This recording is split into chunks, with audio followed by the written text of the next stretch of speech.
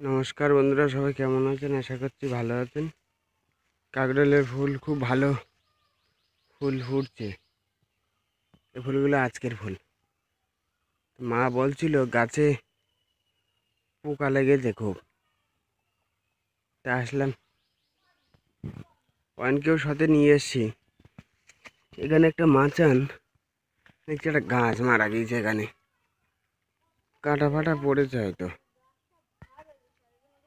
আর এখানে মাচানটা নিচু হয়ে গেছে, তারপর কেটে গেল কেন, অনেকদিন আসিনি এদিকে।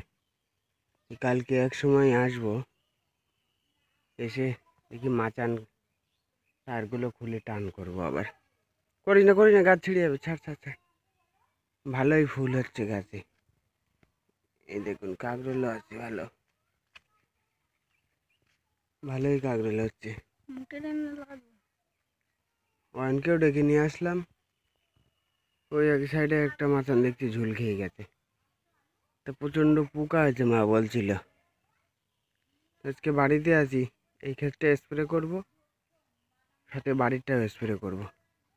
চলুন স্প্রে করে নিই, তারপরে ক্ষেতটা ঘুরিয়ে দেখাচ্ছি আবার। এই জমিটা স্প্রে হয়ে গেল দেওয়া। এই দেখুন কত সুন্দর সব জ্বালিয়ে এসছে। এই ফুলটা কালকে ফুটবে, এ দুটো পরশু দিন ফুটবে। স্প্রে দিয়ে দিয়েছি, দেখলে হয়তো বুঝতে পারছেন পাতাগুলো ভিজে ভিজে ভাব। এখন বাড়ি গিয়ে ওই জমিটাই দিতে হবে। এই দুটো ফুল, এই একটা, ওই দূরে ওই সাইডে আরও ফুল অনেক বেশি ফুটেছে।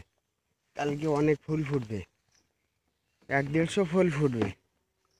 এগুলো হচ্ছে মদ্দা ফুল, এগুলো মদ্দা ফুল। এগুলো আজকেই ফুটবে রাত্রে। না থাক। ওই দেখুন ওই সাইডে, এই জমিতে দেখুন কত সুন্দর ফুল ফুটেছে। ওই পাশের বাড়িটা আরো ভালো। এই দেখুন, এই যে একটা ফুল আজকে ফুটেছিল, এটা কালকে ফুটবে।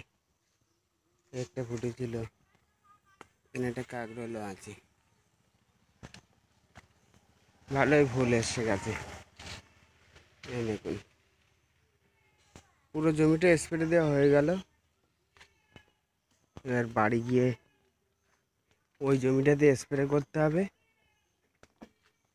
এই দেখছি কারা কাঠ রেখেছে এখানে আবার। ওয়ান রে ডেকে নিয়ে এসেছিলাম। এই যে পুরো জমিটা। চলুন বাড়ির দিকে যাই এবার। এই যে বাড়ির জমিতে চলে আসলাম এবার। আপনার এই কাকরোল আর আপনার এই দেখুন গুরুদেব, এই যে ছাপ চলে গেল। এই জমিতে আসলাম এবার। এই জমিটা স্প্রে করে দিতে হবে। আর শাক সব নষ্ট হয়ে যাচ্ছে, খাওয়ার লোক নেই আর। এই দেখুন ওই যে জমি, সব শাক সব দানা হয়ে পেকে যাচ্ছে গাছ এবার। এই দেখুন, এই যে সব দানা, বড় বড় স্টিক তৈরি হয়ে গেছে সব। এই অয়নে এসছে আমার সাথে, খুব কষ্ট হচ্ছে, অনেক দিন করা হয়নি। চলুন স্প্রে করে নিই।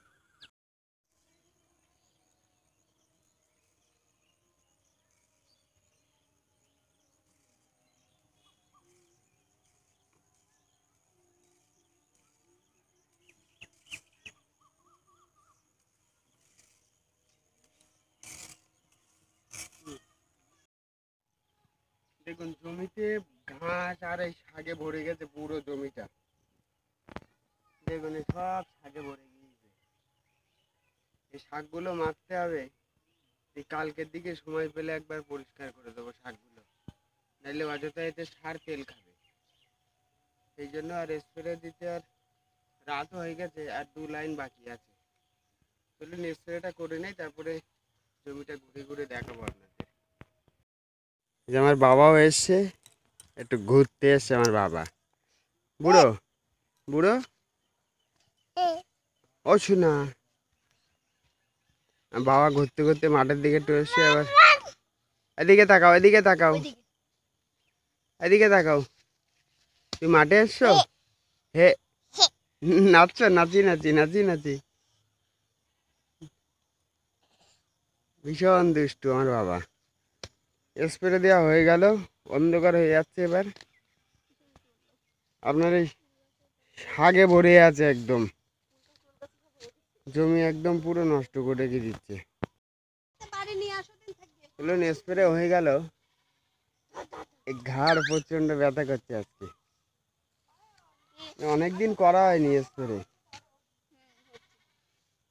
আগে বাড়ির দিকে থাকতাম, হ্যাচারি ছিল, তখন টুকটাক জমি চাষবাস করতাম, তখন একরকম অভ্যাস ছিল।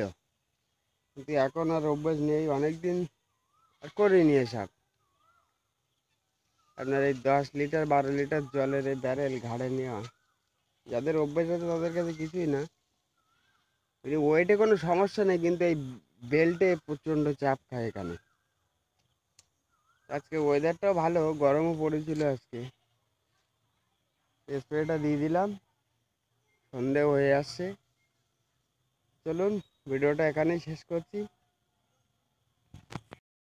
দেখুন, শাকের বাগান হয়ে আছে একদম। এ শাক আর খাওয়ার উপযোগী না। এই শাকগুলো এখন উড়িয়ে ফেলে দেওয়ার দরকার। সব জটা হয়ে আছে যেন মনে হচ্ছে, মোটা মোটা স্টিক হয়ে গেছে গাছে সব। এই দেখুন, মোটা মোটা স্টিক হয়ে আছে সব। এই যে অনেকটা লম্বা লম্বা। চলুন, ভিডিওটা শেষ করছি এখানেই।